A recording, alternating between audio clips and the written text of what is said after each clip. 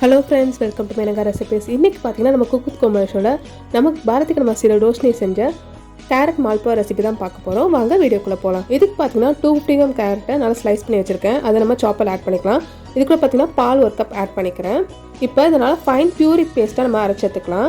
இப்போ நம்ம carrot பியூரி ready ஆயிடுச்சு. இப்போ இதுக்குள்ள பாத்தீங்கன்னா அவங்க ரவை சேர்த்துறாங்க. யூசுவலா மால்புவாக்கு வந்து மைதா வச்சு தான் செய்வாங்க.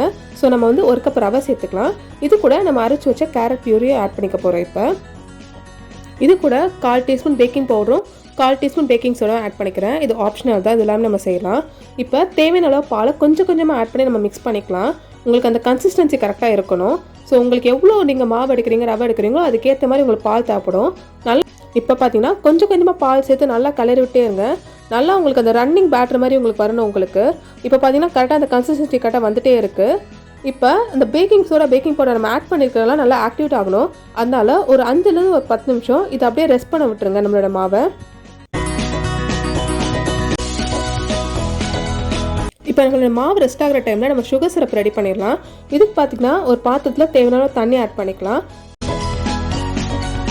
உங்கள் ஸ்வீட்னஸ்க்கு ஏற்ற மாதிரி நீங்கள் சக்கரை ஆட் பண்ணிக்கோங்க. நான் 1 கப் சக்கரை போல் இப்போ ஆட் பண்ண போகிறேன். சக்கரை இப்போ நல்லா கரைஞ்சி வருது. இந்த டைமில் பார்த்தீங்கன்னா ஒரு 1/4 டீஸ்பூன் போல் ஏலக்காய் தூள் ஆட் பண்ணிக்கிறேன். நீங்கள் ஏலக்காய் தூள் இல்லைனா கூட ஒரு 2 முழு ஏலக்காய் நீங்கள் ஆட் பண்ணிக்கலாம். இது கூட கலருக்காக நான் சாஃப்ரான் ஆட் பண்ணிக்கிறேன். உங்களுக்கு அப்படி சாஃப்ரான் இல்லை அப்படின்னா நீங்கள் ஃபுட் கலர் கூட ஆட் பண்ணிக்கலாம். கம்ப்ளீட்லி ஆப்ஷனல் தான்.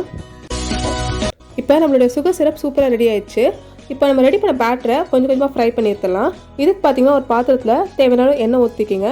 எண்ணெய் நல்லா காஞ்சி வரட்டும். இப்போ எண்ணெய் நல்லா காஞ்சிச்சு. ஒரு கரண்டி அளவு ஃபுல் மாவை நான் ஆட் பண்ணுறேன். இப்போ நல்லா 2 சைடும் ஈவனாக பொரிச்சு எடுத்துக்கிங்க. சிம் ஹீட்டில் வைங்க. அப்போ தான் ஈவனாக குக் ஆகும் நம்மளுக்கு.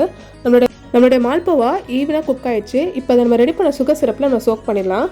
ஒரு 10 to 15 செகண்ட் சோக் பண்ணால் போதும். உங்களுக்கு இன்னும் நல்லா சாஃப்டாக வேணும் அப்படின்னா இன்னொரு கூட 10 செகண்ட் நீங்கள் சோக் பண்ணிக்கலாம். இப்போ நல்லா ஜூஸியான சாஃப்டான கேரட் மால்புவா ரெடி ஆயிடுச்சு. நீங்களும் கண்டிப்பாக இந்த ரெசிபியை ட்ரை பண்ணி பாருங்கள். ஸோ நீங்கள் நல்லா உங்களுக்கு ஜூஸியாக வேணும் அப்படின்னா இன்னும் சுகர் சிரப் கூட நீங்கள் ஆட் பண்ணிக்கலாம்.